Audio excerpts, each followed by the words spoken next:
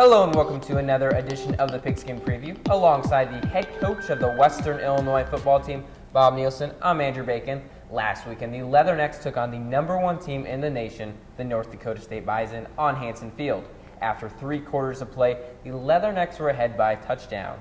However, the 3-time defending champions rallied in the fourth to win the game. Coach, what were your overall thoughts?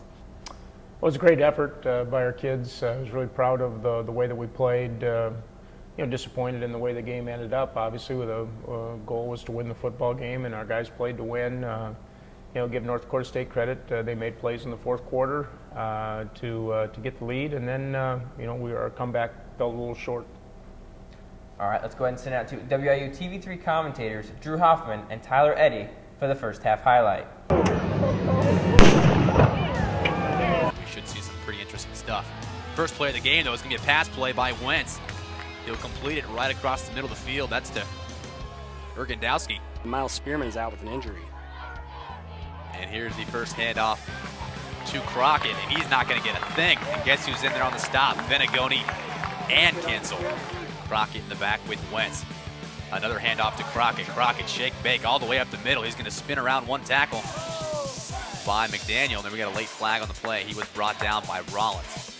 Dead ball, personal foul. Number 46 on the offense. 15-yard penalty, the down count. Wentz in the shotgun. He's got Crockett out to his left. He's looking to pass over the middle. And that pass is going to be completed to Urgandowski, as they found these one small hole in the Western defense, and that is a huge pickup for the Bison. Behind Urgandowski, but he went back to get it. Another passing play, this time to the outside. It's 2nd and 4. Hand off to Crockett. He's got a huge goal gap on the left side. He spins off 2 or 3 tackles.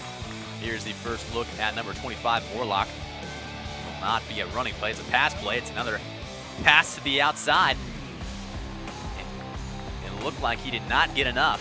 Power I formation. It's a handoff to Crockett. Crockett right up the gut. This is a great run-heavy look. And it's going to be a fake. Wentz flushed out of the pocket. Gino Durley Jr. almost got him. And then Raffleson forced the errant throw out the back of the end zone. So nice recovery by Western. It looks like they brought a blitz. North Dakota State's already converted 1-1 on their other 3rd down attempt. It's going to be a fake handoff. Wentz trying to go right up the middle with it, but he's met by a sea of purple. And the first jersey I saw was Kinsel, but I'm sure he was not the only one in on that tackle. It's for this guy. Kick is up, and it is right through the upright. So that'll be the first score of the game, and it's coming from North Dakota State, 3-0. Doesn't mean one of them. And here's the run again. J.C. Baker with explosive speed. He's got one man to beat on the sideline. He's still on his feet, and he's going to get pushed out at the 20-yard line as J.C. Baker, like out of a cannon. Great run by J.C. Baker. Norvell with the keeper. He got a nice block from Hammond. Maybe wake up the North Dakota State defense. He woke up this crowd as well here on homecoming. And it's that no-huddle offense. It's going to be a give to Hammond. Another handoff. And Hammond is going to get met in the backfield and met early. Pass play. Norvell. He gets hit. Ball comes loose, and Western dives back on it, so they catch a break. Out there on the field, instead of Baker, it's Devin Moore. And he's going to be the lead blocker for Norvell right up the middle of the field. And Norvell will dive for a couple extra yards, but he will be dropped down just about at that original line of scrimmage. So 4th down is going to bring out Nathan Knuffman. Knuffman looked pretty solid in warm-ups, and he is solid there. Knuffman ties this one up at 3 apiece. Knuffman's kick will get back to Dudzik. Knock over the pylon. But they're giving it a flag, so that's going to give North Dakota State pretty good field position. Western really mixing up the look they're giving to North Dakota State. It's going to be a handoff to King Frazier. He's going to get dragged down by a couple Leathernecks, one of them being J.J. Raffleson. And that's the second time we didn't really give credit to Kinsel there, but he gets into the backfield, then he cuts down these running back from behind. And that ball's on the ground. That's the first fumble of the year for North Dakota State. And Western diving right on top of it. As everybody up on their feet now, as the momentum is 100% in Western's favor.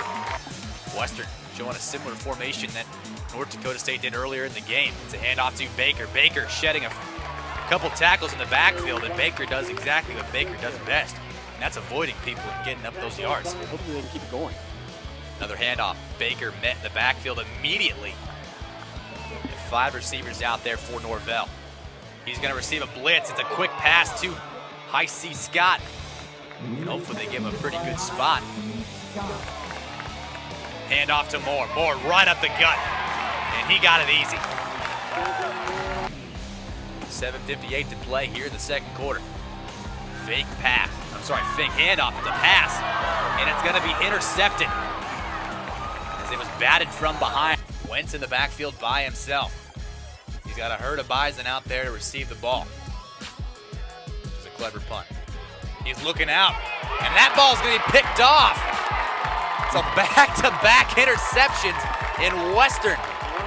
Making a statement on defense. Norvell looking to pass. He finds Lenore across the middle of the field. And he's still on his feet.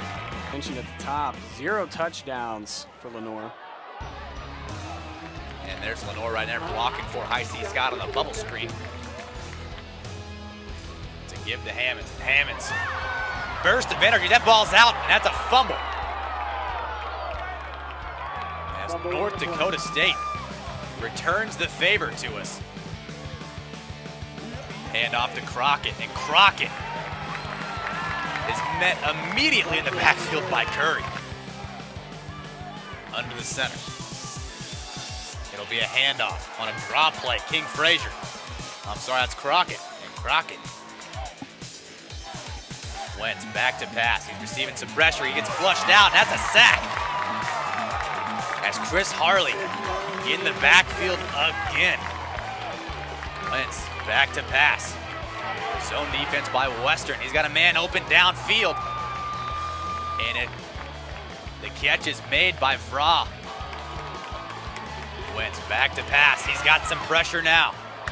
He finds Crockett. And I don't know if he got that first down, but they're giving him a very generous spot. Wentz back to pass. He's looking at 3rd and short. That's going to be incomplete. It's a good snap. The kick is up. That's not going to get there. That's wide left. The Leathernecks and Bison walk into the half with a 3-3 tie. Coach's defense for the Leathernecks after the first half allowed only a field goal. Defensively, what were your thoughts? We played well. We bent a little bit, but didn't give up the big play or didn't give up the touchdown. And we had opportunities to put more points on the board, and that's been a little bit of our Achilles heel so far this year. Is we have not done a good job taking advantage of scoring opportunities. We turned the ball over twice in their territory, and certainly the opportunity to put more points on the board in the first half would have made a big difference in the second half. WIU's offense had a few turnovers in the first half, but were able to run on a Bison team that was ranked number 3 in the country. Talk about the offense. Well, really pleased with the way we rushed the football. J.C. Baker made a couple of big plays, but overall we rushed the ball with a fair amount of consistency, and part of that was our plan. We play a similar style of defense to North Dakota State and understand the strengths and weaknesses of that defense. Thought we did a good job of attacking the weaknesses, and some of that was J.C. Baker. He makes people miss when you get him in space, and created a couple of long runs there in the first half.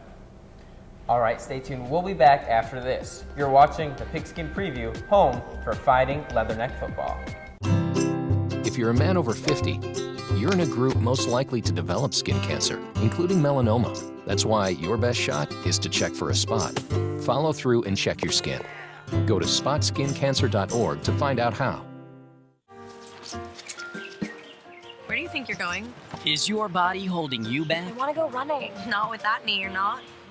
I'm fine. Fight for your mobility. Visit anationinmotion.org. A message from the American Academy of Orthopedic Surgeons. Welcome back to the Pigskin Preview. Coach, with a 3-3 tie, what did you say to the team in the locker room?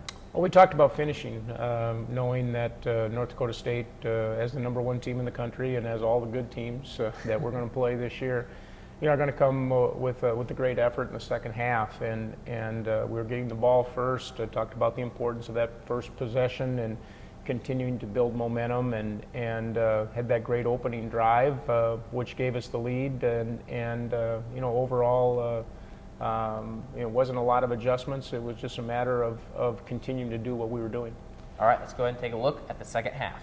It's going to be a give to Baker. Baker finding a seam and going to get tackled from behind, but Baker back for this Leatherneck offense, and it's going to be a give to him. He's got a seam, and he's got one guy to beat.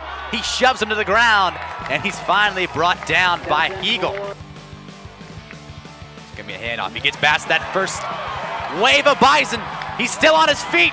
10-5, touchdown Western. J.C. Baker. Big run after big run, and now big points up on the board. 9-3, as Western is just shocking North Dakota State. But it's working today. Wentz rolling out. Being brought to the ground. Land on the play. Is number 88, Luke Albers, that tight end that's made a couple key receptions now. Before the pass, personal foul, face mask, number 50. By rule, the penalty will be enforced from the end of the run following the completed catch. 15 yards, automatic, first down. Wentz looking to pass. He gets flushed out of the pocket. Raffleson in pursuit along with Venegoni, and Venegoni's going to miss the tackle. And Wentz still thinks he's in bounds, but they say he stepped down at about the 35-yard line. Big handoff to Crockett. Wentz looking to pass, flushed out by Venegoni. In pursuit, looking deep to the end zone. And an amazing defensive play. That just really opens up the opportunity for the linebackers and the defensive backs to make big plays. And speaking of big plays, Frazier trying to get to the outside, but J.J. Raffleson reading that play like a book. Turn the page. In the shotgun. Looking to pass across the middle. He's got Ergendowski again, and we got a flag on the field. Kinsel's going to wrap him up and bring him down at the 15. Before the pass, personal foul, number 50 on the defense, hands to the face. That foul will be tacked on to the end of the run of the completed pass, half the distance to the goal, automatic first down. Western trying to take this lead into the fourth quarter. Rolling out his Wentz. He's looking for somebody.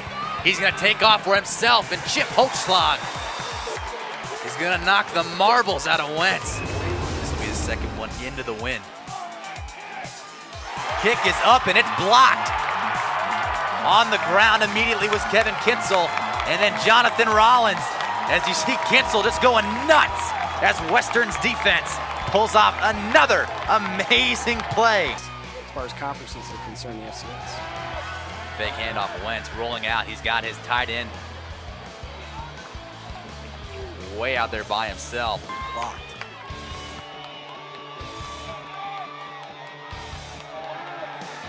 It's a pass as Wentz is all by himself on the other side of the field in North Dakota State with their first touchdown of the game. Fake handoff. Wentz rolling out. He's got Bonnet in front of him. Bonnet still on his feet. And then finally, he'll lose his balance. It'll be a fake handoff. Wentz right up the gut. It's another third down. Handoff to Crockett. Crockett still on his feet. He's trying to get to the end zone. And he's going to get it. There's the call. It's a touchdown for North Dakota State as their sideline just erupts as they take another lead in this game.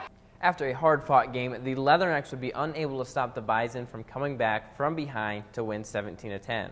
Let's look at the box score. Trent Norvell finished 10 of 21 with 68 yards and an interception. J.C. Baker on 21 carries had 175 yards and a touchdown. Kevin Kinsel 16 tackles and the blocked field goal. Wentz finished 19 of 29 for North Dakota State, 240 yards, an interception, and then the reception touchdown. R.J. Urzendowski, 7 receptions, 114 yards, and then Crockett, 22 carries for 79 yards and a touchdown. The offense on the first drive was able to march down the field and cap off the series with a touchdown by J.C. Baker. After that drive, though, WIU couldn't get another score. What exactly happened? Well, we had another opportunity. You know, we punt the football, get the ball back at about midfield, and then if there was one disappointing drive on the day, I think that was the disappointing one. A couple of first downs there would have put us in field goal position, a chance to get a 2-score lead, and looking back, probably call some plays differently during that time, but we just didn't execute the way that we had in a lot of the first and second half. After that, North Dakota State did a good job getting field position turned around, and we were kind of backed up in our own territory and couldn't put together a couple of first downs. And again, that's, as I said, been part of our problem this year, is moving the ball at critical times, and that's something that we have to get better at. On the defensive side of the ball, the Leathernecks were pretty banged up, especially in the secondary, Coach, but were able to hold the Bison in the second half scoreless until the fourth quarter. Talk about them. Defense played great. We are going through a fair number of injuries there. Towards the end of the game, we're playing 2 true freshmen at the safety positions, which are difficult positions in our defensive scheme to play and play well at. But we kept battling. That was took a trick play to score on us, and had North Dakota State in 3rd and long on their last scoring drive that they converted to keep that drive alive. And then at some point in time, though, offensively, you have to be able to respond and put more points on the board. Obviously, you want to win a game like this. This was arguably North Dakota State's hardest test in the last 3 years. Is there some sense of pride with how you played North Dakota State?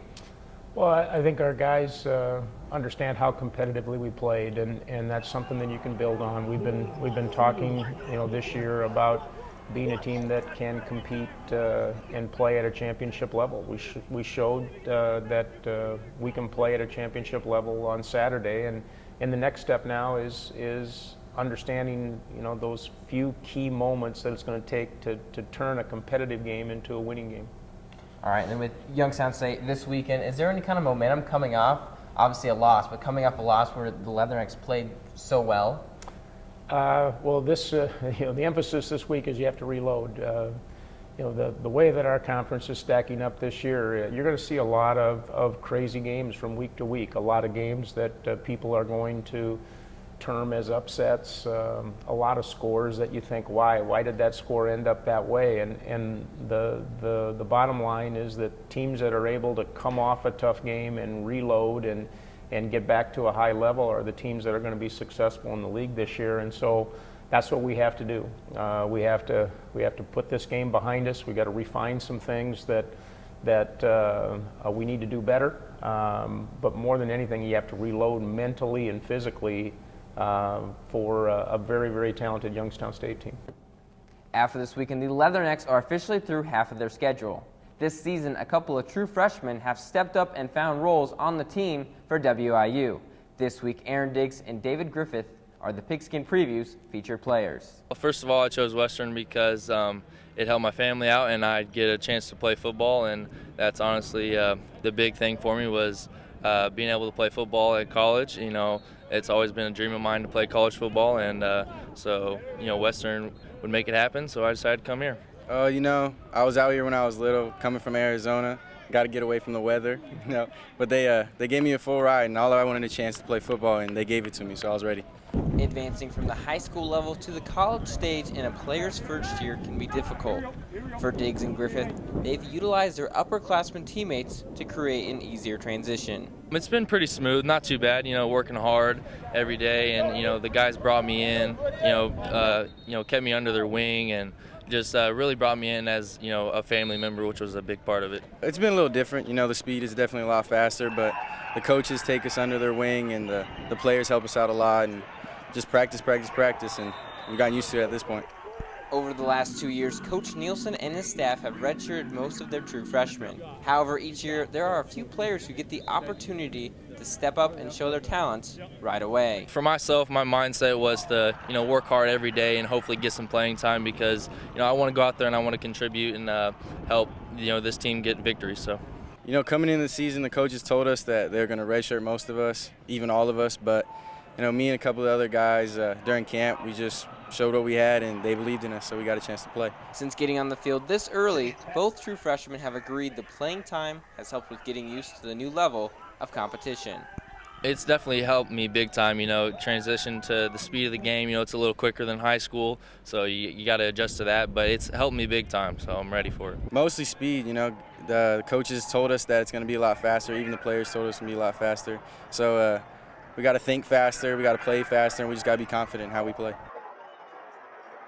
Coach, how have these two freshmen became factors for WIU? Well, early on, we identified them in the first couple weeks of preseason as two individuals that we felt had the ability to play as true freshmen. And even though our safety positions were considered deep, it's a position where you can play multiple people.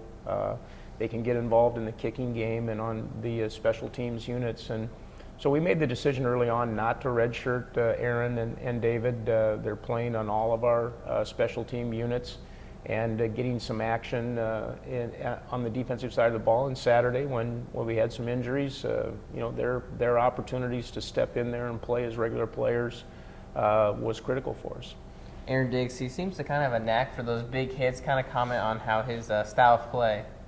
Well, they're both very physical players. Both of them run really well and have a chance to be outstanding safeties at this level. And getting them some experience as true freshmen is going to make them outstanding players come their sophomore, junior, and senior years. All right, we're going to take another break, but stay tuned as we have the always enjoyable 2-minute drill. You're watching the Pigskin Preview. Is your body holding you back? Where do you think you're going? I want to go running. Not with that knee, you're not. Your bones and joints can say no at any age. Let's not pick her up. What do you say? Yet a lot of people in pain fight back. Use your head. Save your back. My bride, my rules. And regain their lives. You gotta be kidding me. Fight for your mobility. Visit anationinmotion.org. A message from the American Academy of Orthopedic Surgeons. I'll take it from here. If you're a man over 50, you're in a group most likely to develop skin cancer, including melanoma. That's why your best shot is to check for a spot. Follow through and check your skin.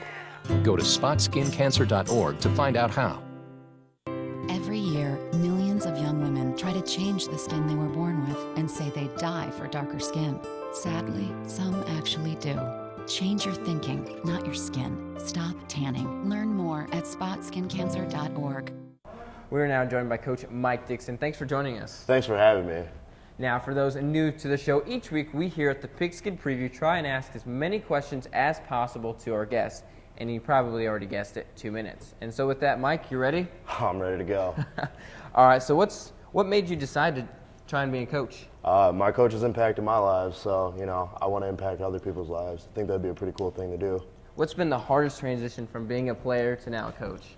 I think the hardest transition for me is just I took 3 years off of football, so just getting back in the swing of things, being around the guys, and, adapting to just being a coach. I think that's the hardest thing for me to do. And not being on the field, right? Yeah, especially that. I would love to be on the field and hit somebody. What level do you want to coach? College for now, and then maybe once I get settled into like a family, which is possible. I definitely would like to go down to high school, but as of right now, I definitely want to coach college. Is there a dream college you would love to coach? Ohio State Buckeyes, but I'm actually living my dream right now just by coaching here. What coaching has taught you about the game so far?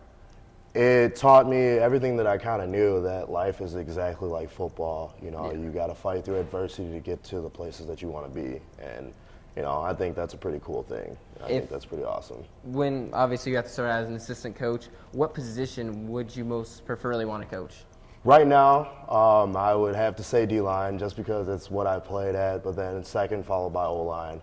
I can coach anything. I think that's the big thing about coaching is being adaptable. So I'd I'd be able to adapt to anything, I think. Like you said, you played the defensive line. Back when you were a player, if you could have played any position, what would you prefer to play? I definitely would have wanted to play like running back or receiver, somewhere I get to touch the ball and score. My little brother just scored a touchdown this week, so I was super mad that he got to do that, and so that'd be pretty cool to do. What's your favorite team in the NFL? The Bears. The Bears. The Bears. Do you have a Super Bowl prediction early on? I know, but just the Bears winning. Just the Bears? Yeah, that's it. What Just about the Bears AFL winning. team? It doesn't even matter who Doesn't we play. matter who it is. Paid. Maybe the Ravens. The Ravens, maybe? I secretly like the Ravens. All right, that's all the time we have for you this week on the 2-Minute Drill. Stay tuned, though, as Coach Nielsen and I will take a look at the Missouri Valley Conference and preview the upcoming game against the Youngstown State Penguins. You're watching the Pigskin Preview. Every year, millions of young women try to change the skin they were born with and say they die for darker skin. Sadly, some actually do. Change your thinking, not your skin. Stop tanning. Learn more at spotskincancer.org. Welcome back to the Pigskin Preview. Let's now take a look at how the other Missouri Valley teams did this past weekend. Northern Iowa played against Indiana State, and Indiana State was able to pull off the upset 20-19. At Carbondale, Southern Illinois beat South Dakota 41-10. Illinois State on homecoming destroyed South Dakota State 45-10. Youngstown State beat Missouri State 14-7 in a close one. And then, of course, Western Illinois lost to North Dakota State 17-10. Taking a look at the standings, Southern Illinois sits up at the top with a 2-0 record in conference. North Dakota State, Illinois State, Indiana State, and Youngstown State all have 1-0 records in conference. South Dakota State, Missouri State, South Dakota, and Northern Iowa all have 0-1 records, and Western Illinois 0-2. Moving to the games this weekend, Southern Illinois will travel to Fargo to take on North Dakota State. South Dakota will host Northern Iowa. Illinois State will travel to Indiana State. South Dakota State will host Missouri State. This weekend, the Leathernecks will travel to Youngstown, Ohio to take on the Youngstown State Penguins. Coming into the game, the Penguins are ranked 10th in the nation with a 4-1 record overall. After a close game with Missouri State, Youngstown State were able to gain the 14-7 victory. Just like the Bison, the Penguins feature an offense led by their running back, Martinez Ruiz. What can you tell us about this offense? A little different than North Dakota State. North Dakota State's rushing offense was founded in trying to run the ball off tackle, use the quarterback a little bit, probably more so against us than they had in previous weeks. Some of that was the opportunity they had for 2 weeks of preparation. In Youngstown, you're going to see a talented running back as well as a running quarterback. They'll run some option and run option in a variety of different ways. So they're a team that you have to defend the entire perimeter against and to contain their running game and their play-action passing game. And then on the defensive side, the Penguins have a solid unit that features defensive end sophomore Derek Rivers, who has 5 sacks already this season. What is your insider analysis on this Youngstown State's defense? A very physical defense. A lot of the same players that we played against last year. Their defensive front is basically the same. Secondary and a few new faces at the linebacker core, but a team that is really physical on the line of scrimmage. A team that is going to do some of the same thing coverage-wise that we saw against North Dakota State. And so the key thing is to find ways to run the football. But the thing that we have to do better is make some big plays through the passing game, which we did not do at all against North Dakota State. Coach, do you foresee any interesting happenings with the playing this year? Well, we hope not. 2 years in a row we've gone out to Youngstown State, and it was an interesting trip last year. We hope that's a much more, what I would say, a sane trip this time on the way out.